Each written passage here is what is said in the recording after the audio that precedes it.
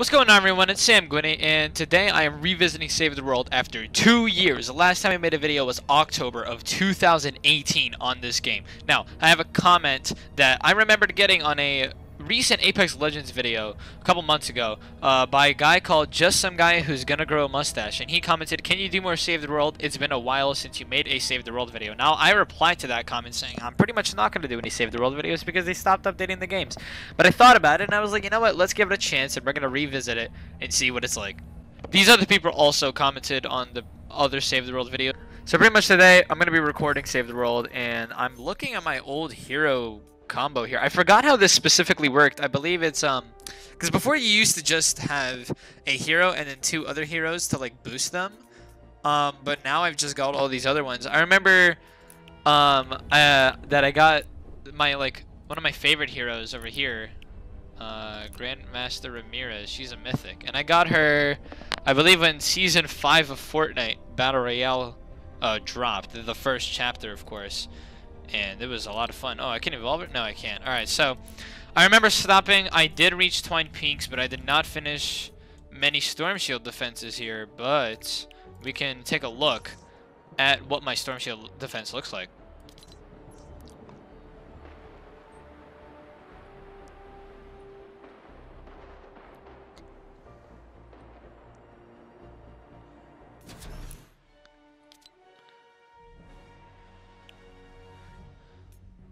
Now, I haven't done one of these missions in a long time. I didn't even remember being able to, invite friends over in one of these lobbies, but it looks pretty cool. I do think that they did unlock this. I mean, updated it, which is, I mean, it does look cool. It was different than old Save the World, where you would kind of just go into it with random people, but when it came down to Storm Shield defenses, yeah, you did have to invite your friends over. Alright, so here we are. I forgot. Oh yeah, the gas traps over here. Ceiling gas traps. These things I remember being... I believe these are the best traps you can get in the game, which is awesome. But yeah, I remember this is like the ideal thing that you would do for bases. Oh god, my keybinds are all messed up. I'm not used to these because like Save the World keybinds are different. Mine are different from the Battle Royale ones, but... yeah, this is the main base over here. That's A that I also put defenses up on. Now, what's cool about Save the World, and I don't even know if they'll ever add this feature to Battle Royale because I doubt anyone's going to use it, but when you put down, let's put down a floor here. You can put down a material of any kind you want, and something you do really cool is obviously, like in Battle Royale, the whole point is you want to build quick, get on top of your teammate. You're not really building bases like you used to in the beginning seasons. So that's why I don't think this will ever be added, but there's a feature you could upgrade your buildings all the way up to 3 different tiers. And so that would be tier 2 of wood, this is tier 2 of brick, and obviously the health of it goes up, but it also costs a lot more materials. And yes, your material cap is much higher as you will need it. And then the only way to farm materials is by going into random worlds, and how most people did it was just breaking cars and trees and stuff in random worlds that they would jump into. It gave it like a nice RPG feel to it, where you would have a base that you would put a lot of your resources into to protect, like your Storm Shield defense, but also you'd have a lot of missions that you would also need to protect. Like I believe there were supply drops that you needed to protect, atlases that you needed to protect, and you wouldn't want to use too many materials because then you'd have to grind for some more, but it was a good balance. And then, so this is the 3rd tier of metal right here. It takes a while to build, but look at that health. This is what everybody puts their Storm Shield defenses as. And there's also traps such as this one, which are good. And as you guys probably know, this game is like a zombie fighting Walking Dead, but like a cartoonish twist on it.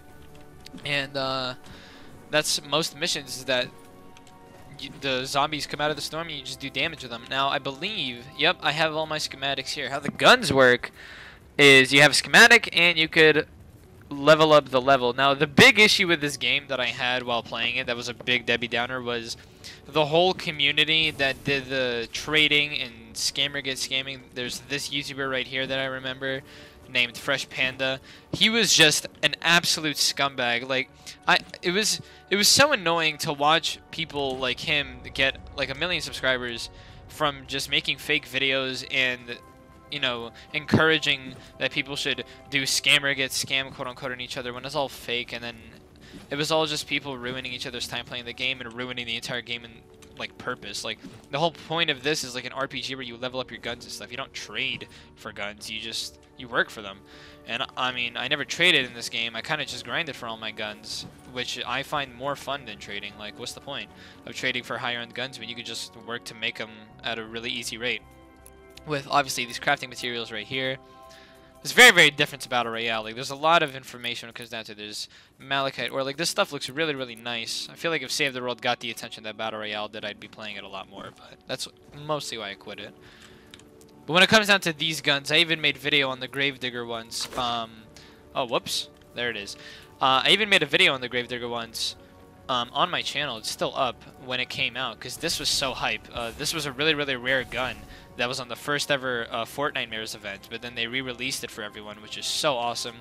And I loved it because the Gravedigger was one thing that caused a lot of scamming to be done in this game, and when they re-released it, it halted it. So I definitely respect Epic Games for doing that. The thing is, another thing that gives it a huge RPG aspect is you can upgrade the schematics of your guns to have better perks, and different guns you can switch out to have different perks on them.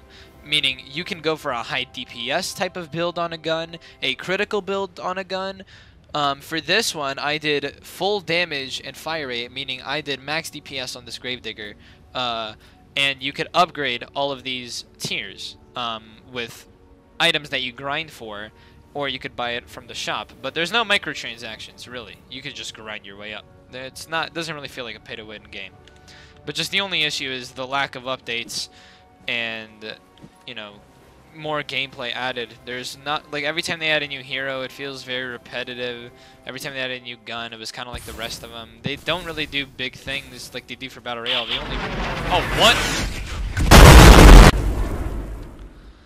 Alright, that totally didn't scare the life out of me. Oh my god. But yeah, they don't do like Battle Royale type of updates on this, but the last cool update that made me have hope for this game was the Storm King update, where there was a final boss to Canny Valley. You guys can go watch videos by this guy called Aiden Harris. He is a great Save the World YouTuber who has fought in the Storm King plenty of times.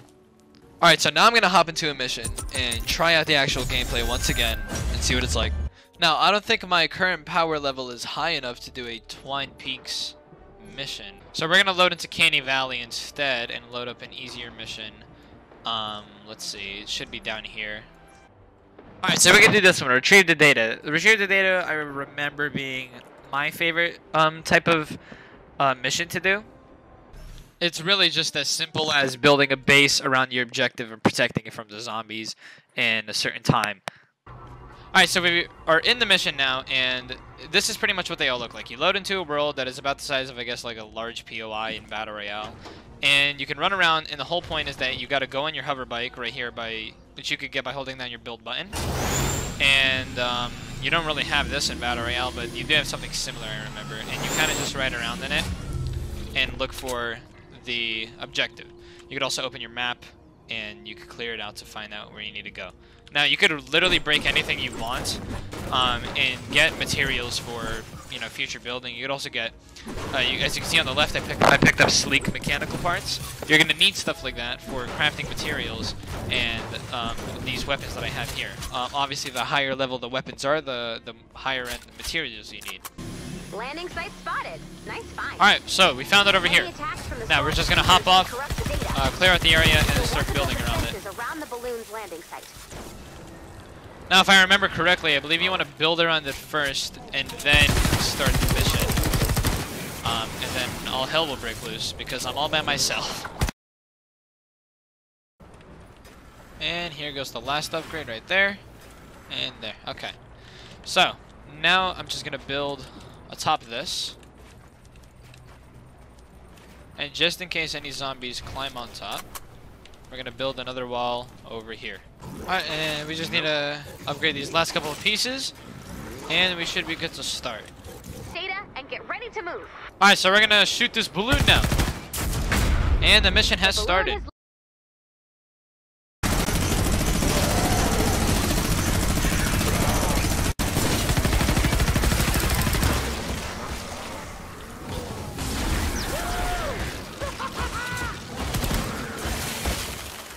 As you can see, I'm already really low on health, so I gotta use an ability to heal myself.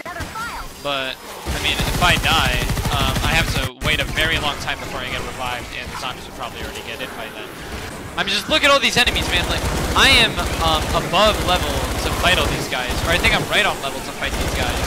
And the game, as you can see, is clearly meant for more than one person, but you're simply not going to run into more than one person unless you have a friend that is going out of their way to play this game with you.